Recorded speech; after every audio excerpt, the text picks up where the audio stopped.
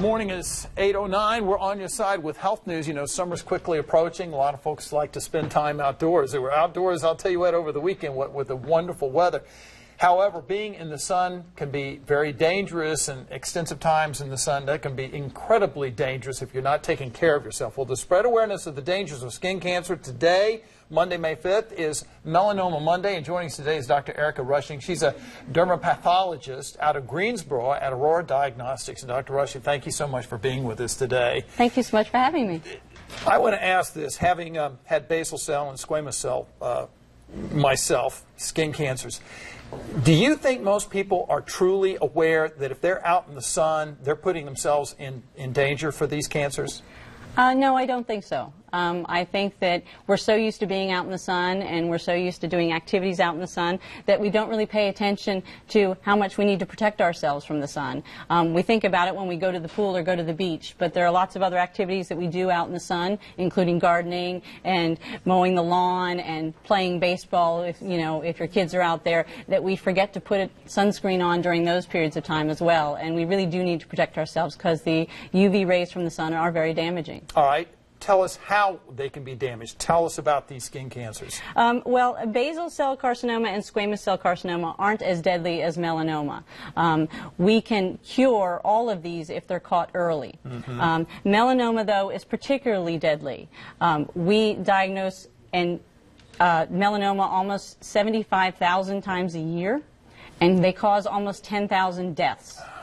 That's incredible. Out of the 13,000 deaths from skin cancers. So wow. Melanoma is almost 75% of those deaths. All right, what do I need to know? I mean, as far as, do I have it or not? Because a lot of people, I don't know if they have regularly scheduled visits to dermatologists who can really take a look at this. I mean, your general practitioner can too, but what should I be looking out for at home?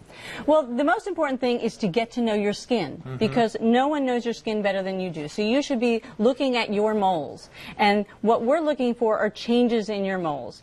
We go through the A, B, C, D, E of melanoma exams. A, is it asymmetrical? Is it the same on both sides? If it is, that's good. B, are the borders smooth? If they're irregular, that's concerning to us. C, the color. Is it the same color all the way throughout? Are we seeing different colors, red, blue, white, gray? Those are concerning. They should all be the same color throughout, and if they're not, that's something you need to bring to your physician's attention. D, diameter. Is it bigger than 6 millimeters?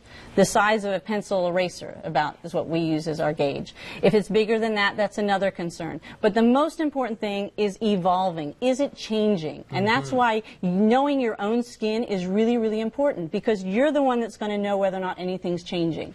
It's the changing mole, it's the changing lesion that you want to point to your family physician or your dermatologist and say, I'm concerned about this, can you take a look at it? Because melanomas are always changing. They don't stay the same over time. All right, and very, very important, what can I do to prevent getting it? Is there 100% proof of being able to prevent skin cancers? No. No, there's not, unfortunately.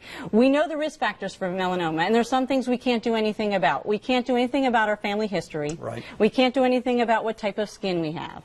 But the other things that we can do things about are our exposure to the sun. We can limit our sun time.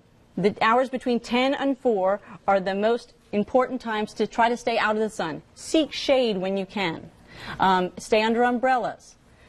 Avoid tanning beds at all costs. There's nothing safe about them. They're very dangerous, and we see an increase in melanoma in young women using tanning beds. All right, and real quickly, because we're running out of time, you want to wear a sunscreen, and I've always seen people put a little dab on. You want to truly slather on sunscreen, don't you? Yes, it should be an SPF 30 or above, and you need to reapply it every 2 hours, and that's what most people aren't doing. We're good at remembering to put it on before we go out, but you need to reapply it every 2 hours and after you've been exercising or been in the water. All right, Dr. Erica Rushing, thank you so much. Some great advice here, and thanks for coming in this morning. Thank you so much for having me. We'll be right back.